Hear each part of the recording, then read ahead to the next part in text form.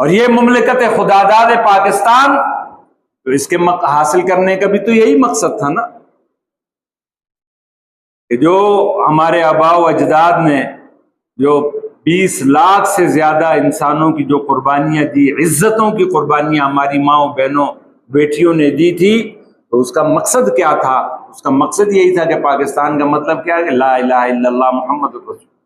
کہ یہاں وہ لا الہ الا اللہ محمد الرسول اللہ کا نظام لایا جائے گا۔ لیکن افسوس کہ یہ 76-77 سال پورے ہونے کو ہیں، آج تک ہم لا الہ الا اللہ سے غداری کر رہے ہیں، لا الہ الا اللہ کے نظام سے غداری کر رہے ہیں، اور جس کا نتیجہ آج ہم دیکھ رہے ہیں کہ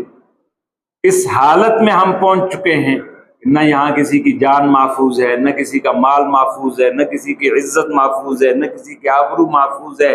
نہ جناب من یہاں پہ زندگی کے کوئی اصول ہیں، نہ کوئی ضابطے ہیں، کچھ بھی نہیں، وہ جنگل کا قانون بنا ہوا ہے۔ یہ تو میں سمجھتا ہوں کہ ہمارے ان اکابر اور ہمارے ان اسلاف اور ہمارے ان بزرگوں کی قربانیوں کی وجہ سے اللہ رب العزت نے اس ملک کو محفوظ رکھا ہوا ہے، اور یہ ملک ہمارا جو ہے یہ ہمارے ان اکابر اور ہمارے ان اسلاف اور ہمارے ان آباء و اجداد کہ انہوں نے جو قربانیاں دی تھی وہ اخلاص کی بنیاد پہ دی تھی، انہوں نے واقعی لا الہ الا اللہ کے لیے قربانیاں دی تھی۔ ان کے سامنے جو دو قومی نظریہ رکھا گیا تھا، وہ اس دو قومی نظریے کے لیے انہوں نے یہ قربانیاں دی۔ اگرچہ آج ہمارے ملک کے اندر ایسے دانشور پیدا کر دیے گئے ہیں، ایسے جناب من زبان دراز اور اینکرز پیدا کر دیے گئے ہیں کہ جو جناب من الیکٹرانک میڈیا پہ بیٹھ کے اور پرنٹ میڈیا میں جناب من اپنی قلم کے ذریعے سے قوم کا یہ ذہن بنا رہے ہیں کہ وہ جی نہیں، قائد اعظم جو ہے وہ تو ایک لبرل آدمی تھا، قائد اعظم نے یہ پاکستان کا مطلب کیا لا الہ الا اللہ یہ نعرہ ہی نہیں لگایا تھا، قائد اعظم نے جو ہے دو قومی نظریے کی بات ہی نہیں کی تھی، یہ تو بعد میں مولویوں نے یہ بات بنا لی۔ نہیں، ریکارڈ اٹھا کر دیکھ لیں کہ قائد اعظم نے جب مسلم لیگ کے پلیٹ فارم سے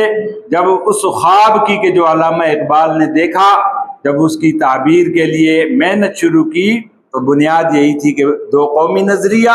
اور اس کے ساتھ پاکستان کا مطلب کیا لا الہ الا اللہ۔ اپنے ملک کے اندر آپ دیکھیں کہ وہ مملکت خداداد کہ جو اسلام کے نام پہ حاصل کی گئی، جو ہمارے بزرگوں نے جس کے لیے اسلام کے نام پہ قربانیاں دی گئی، جس کے آئین کے اندر باقاعدہ یہ شک موجود ہے، آئین کے اندر باقاعدہ یہ اصول موجود ہے